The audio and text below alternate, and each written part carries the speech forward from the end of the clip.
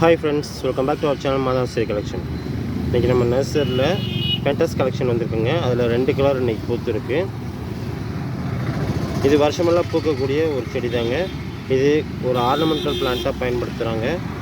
இது பாருங்கள், நல்லா டார்க் பிங்க் கலர், நல்லா அழகாக இருக்கும், ஷைனிங்காக இருக்கும். மொட்டு நிறையா வச்சு கொத்து கொத்தாக பூக்கக்கூடியது.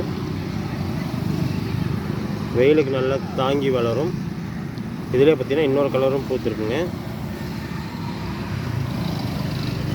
இது ஒரு பர்பிள் கலர் மாதிரி பூத்துருக்கு. இது பாருங்கள், இந்த 2 கலருமே வருஷமெல்லாம் பூக்கக்கூடியது தான்.